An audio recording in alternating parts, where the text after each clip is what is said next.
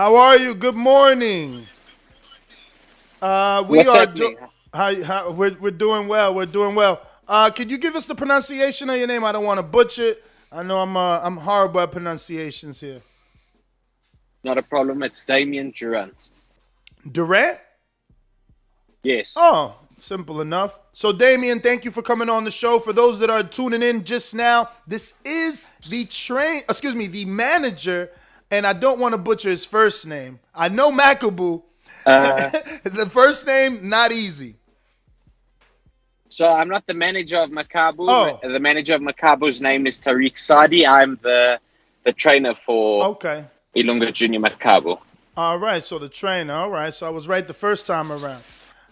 So obviously your team is being met with some heat, man. I call it a bit of envy and jealousy. How are you receiving the news of Canelo Alvarez challenging your fighter Makabu at 200 plus pounds, right? Or now it's going to be 190 for his WBC title. So obviously Makabu and his manager are in at the WBC convention in Mexico at the moment. I'm still in Johannesburg, South Africa, so I haven't been around much of the media that side to see what's being said. And obviously, I can see that a lot of people aren't happy. They wanted to see the Benavides fight for Canelo. However, I think it's an interesting fight for Canelo. You know, he's already won a world title at light heavyweight, and for him to be stepping up at cruiserweight with such a big jump in weight, it's going to make for an interesting fight. I mean, obviously, from a competitive standpoint, you're relishing in the fact that they consider your guy the underdog, but secretly you must be happy, right, for your team because Makabu is a puncher. He's not small. I met him at the last WBC convention. He's very big, and he has a real punch. So I don't know. Are you happy about the situation? Do you think a knockout is possible? You know, I think a knockout in boxing is possible. You know, we've seen great fighters go down to the canvas. No one is invincible. At the end of the day, they're two men, both with the set of hands and a skill set. And it doesn't matter who steps into the ring with Canelo Alvarez. He'll always be the favorite, you know. Even if he had to get into the ring with Benavides now, people would still think Canelo's the favorite. It doesn't matter who steps in there with him. Canelo will always be the favorite. And there's nothing wrong with being an underdog. It just means you No. need to put in the work to be the top dog. So that's what we're Damien. going to do. We're going to look for the knockout. I don't think there's a reason to go to points. We need to utilize our size and our reach and our height advantage. You know, there's a lot of factors that play in our advantage. Junior is a southpaw. He's an awkward southpaw, and he can punch. You know, he's knocked out 25 of his opponents in his 28 victories, and he's fought good high-level cruiserweights, and it will pay on the night. So obviously, when we think of this fight, we think of Anthony Joshua, Alexander Usyk. That's the first thing that comes to my mind, right? People wanted Anthony Joshua to treat Usyk as a heavyweight, not try to outbox him, be the bigger man, and go in there and get rid of Usyk. Would that be, I guess, the game plan, so to speak, is to just be the bigger man and wear down the smaller Canelo? Well, we've seen it. I mean, obviously, with Joshua not fighting that kind of fight, it took its toll on him during the fight. He allowed Usyk to box and fight to what Usyk likes to, well, his fighting style and what he likes to do. You know, at the end of the day, we're going to strategize and come up with a game plan for the fight. But I definitely think we need to utilize our advantages, and it would be stupid to try and outbox a guy like Canelo Alvarez, who's got such a good IQ, great counter puncher, good reflexes, good defense. It would be silly not to take the opportunities and our strengths and make use of them. Now, far too often, guys like Makabu get on this stage and they're too respectful. But you seen Orlando Salido didn't respect Vasyl Lomachenko. He had another thing on his mind. He wanted to introduce him into the professional ranks. How can you ensure us that you'll be able to instill that into Makabu, that he won't be touching gloves with Canelo and get caught up in the, I guess, big fight promotion? He's not been on these bright lights. These lights are hot. I get you. You know, obviously it will be the first time, should I say, Makabu's fighting on the biggest stage in boxing, and this is what I think he's always wanted. You know, he's always wanted to become a world champion, and this is past world champion status. This is about being recognized as an elite fighter, taking on what we call as the pound for pound best at the moment. So Makabu needs to put all of that aside, get down and dirty, do what he needs to do for the fight, and look to create his own history. He doesn't need to fall into the trap of being part of Canelo's history. He needs to break his history and make his own. Now, does he feel like this is his moment? I mean, I can only imagine you guys have won the WBC title. Does he feel like this is his moment, kind of that moment to define his career? So yesterday, I spoke to him, and we had a short conversation, because obviously the time frame between Johannesburg and Mexico City is quite big. And he said to me, his words were, "Baby, this is what we want. This is what we've been looking for. This is my dream, and I'm going to take it." So Makabu's up for the job. He's excited, and Canelo needs to understand, and the fans need to understand, that Canelo's requested Makabu, not Makabu's requested Canelo, because their team feel that they want to step up for the challenge. Now, if we look at what Canelo does, he's fought great fighters along the way, and obviously they feel that Makabu is a solid test. We know that Canelo's not a favorite. He doesn't like southpaws, but most of the southpaws that give him trouble are guys that fight on their back foot, move around, utilize their footwork, good feints, and make use of the reach. However, he's never had a 200-pound man walk him down that's a southpaw, that's awkward, and throws heavy shots. So I want to ask Damien, were you with Makabu for his fight versus Tony Bellew? No, so what actually happened is Makabu started his career with my late father, Nick Durant. He had his first 13 pro fights with my father. Then he left my dad. He joined another trainer for about 3 years. He came back to my father to fight for the WBC Eliminator. They won it together, and then Makabu split from my father, and he met up with someone else and went to the Bellew fight. So I feel like maybe the split was the cause of the loss. I do. I think, there's in boxing, we've seen it time and time again. A trainer and a boxer have to establish a good relationship to get the best out of one another.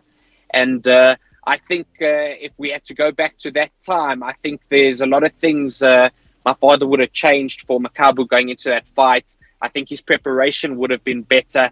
Mentally, I don't think he would have gone into a fight thinking Bellew was going to be such an easy fight. His mind frame was, he didn't take Bellew as such a threat. And if you look back at the fight, Bellew was the underdog. And, when Bellew told his story, he said that for 2 weeks, every night he dreamt Makabu was going to knock him out.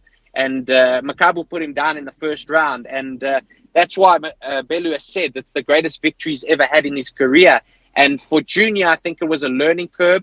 And it was to see that whether you're the favorite or not the favorite, you need to not get overwhelmed with the bright lights that boxing can sometimes bring to the table. So I don't know if you know about Antonio Tarver's take on Canelo and Makabu. He's calling it the biggest duck in boxing, disguised as an attempt to become a 5-division champion. How do you receive that? Antonio Tarver's got his opinion and what he feels. He obviously spent some time with Makabu, and that's his opinion. At the end of the day, everyone's got their own opinion and how they see things. But at the end of the day, it's not him getting into the ring. If it was him getting into the ring, he'd be very happy about it. But it's very easy to be a critic from the outside. And don't get me wrong, he also had his successes in his career. Maybe he just wants to be a part of Benavidez not getting his golden opportunity. But also Benavidez needs to respect the fact that he never respected his weight division at 168. And maybe if he respected it a bit better, the situation would be a little bit different for him now. And obviously you're alluding to, you know, his cocaine test at losing the belt and then losing the belt again on the scales. Yeah, I'm more discussing about the weight factor. You know, at the end of the day, as a professional sportsman and a professional fighter, you need to respect your weight division. And if you cannot make your weight division, you then need to move up. I think it's very disrespectful for fighters when they don't make weight. So, Damien, where's your accent from? I'm from Johannesburg, South Africa. I've grown up here my whole life. Okay. I didn't know you were from there or not. All right. So I got a question for you too. Do you feel that your fighter has the type of one-punch knockout power to shock the world and put Canelo down with one shot? That's what I mean, I've watched some of his fights, and he looks like he's got very legit heavy hands. Yeah, so he's definitely got heavy hands. I think he has got one-punch knockout power. If you've done your homework enough, you'll see that he's got quite a few one-punch knockouts. He's also a very good combination puncher. And one thing Makabu does is he brings a fight. So he's not going to just shell up and try and move on the back foot. He's not that kind of guy. He's going to come and bring a fight. I mean, if you want to see two of his more recent fights, you'll see the fight against Dmitry Kudryashov, which was a complete war. They both left rip. His fight against Alexei Papin, where he put Papin under great pressure. So Makabu's that kind of guy. He comes, he offloads his big shots, and we need to see if Canelo can take those kind of shots from a guy that's a legitimate cruiserweight and fought his whole career at cruiserweight. What do you think about the fact that he is a southpaw? How much trouble do you expect that to give Canelo? Because he has fought southpaws in the past, obviously nowhere near the size of your fighter, Makabu. So it may not be such a troubling factor because Canelo had more issues with guys that were more mobile, had better movement, utilized the ring a bit more. So I think that's where he had his troubling factors. I think for a guy like Makabu, who's a cruiserweight, he's bound to stand there more and move less. So I don't think that's going to be too much of a factor. I think, obviously, Canelo being small, we need to be cautious of his counter punches and what kind of game plan Canelo would bring. You know, I don't foresee him trying to stand toe to toe and trade with Makabu. So it's going to be interesting to see what they're going to bring. And obviously, I need to sit and obviously take it more of as a study to see what he's done in different fights and how he handles different things. You know, two fights that stand out to me. Triple G, the first fight, he fought on the back foot. He didn't look great. Second fight, he came forward. He put pressure on Triple G. However, the difference is now it's a cruiserweight and not a middleweight. But we have to respect the fact that Triple G is a very big puncher. So going with the counterpunching, I did watch some of those fights that you mentioned.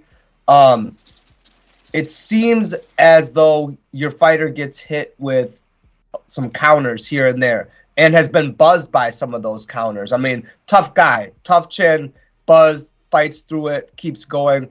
But is there any worry about Canelo's power coming back with counter punches, seeing that you guys have gotten caught by probably slower guys? Is that a worry at all? So, something you're planning for?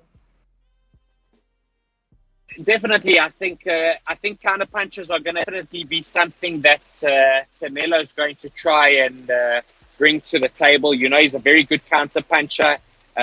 You could see it in the fights against Billy Joe Saunders. You know, there was a counter uppercut that broke the cheekbone, and he's a very good counter puncher. So obviously, I don't want Makabu to fall into any sort of traps to be caught up with stupid counter punches.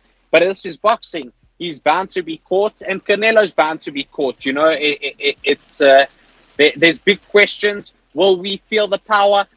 I'm not sure. I don't really think so. You know, Makabu has fought at cruiserweight his whole career. Some of the guys get in the ring at 100 kilos. Yes, they may be slower, but they're definitely heavy-handed. I think the speed is going to be a contributing factor, and also the fact that Makabu's never fought someone much smaller than him. You know, he's always fought guys bigger and taller than him. So there's a lot of interesting aspects that we will have to work around, and I'm sure the same will be felt for Canelo. But one thing's for sure, Makabu's definitely not the slowest puncher in the cruiserweight division. He's definitely got a good set of hands on him, and he's able to let his shots go quite quickly.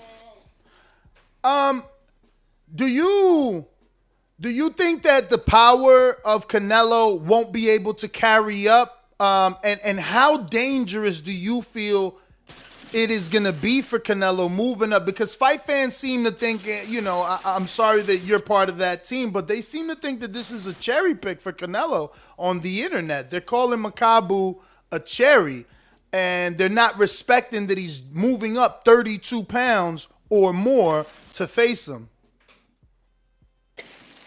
In my honest opinion, I don't expect Canelo to come into the fight too heavy. I don't think you're going to see him get into the ring at 200 pounds or 195 pounds. I think he's going to come in probably around 84 kilos. I don't think he'll come in anything heavier than that. You know, I don't think he wants to take away from his head movement and his feet and take away from the speed too much. And I don't think he'll want to be too flat-footed if he wants to be counterpunching in the fight. So whether people think he's cherry-picking, that's their own thoughts. You know, boxing fans will always have something to say. And we just need to accept it. You know, I've already got messages on social media telling me that Canelo's going to knock my guy out in the middle rounds, and the insults are already flying. To be honest, I've got one simple thing I can say. They can go fuck themselves. At the end of the day, it's not them getting in the ring, and they ain't there to do the job, and they ain't there to put in the hours in the gym to get my fighter ready for a mega fight. Absolutely. Now, I do want your thoughts. There's strong rumors that this fight may take place in the Republic of Congo. How possible do you think that is? We haven't seen a fight there in forever, right? I mean, what was it? The big one was there, right? So how possible do you think it is for Canelo and Makabu to actually happen over there? I think logistically it will be very difficult, you know, for people to come from all over the world to come to that fight. I think will be very tough. I think it's a great location in terms of history and the history that's around Rumble and the Jungle, and it being a fight between a Congolese fighter and with the pound for pound best in the world at the moment. So. It would be a great storyline. It will be incredible, but I think the logistics of it all will be very difficult to put together. I probably think the fight will land up being in the US. It just makes easier logistic sense for the fight to be put together there. Now, there's also been rumors, not of this fight, but of Canelo wanting a Mexico fight. Do you think that would be possible there, or same thing, economics? I think it's possible. You know, Dazn has launched their Mexico model. It happened, I think they had a tournament there about 3 months ago in Dazn.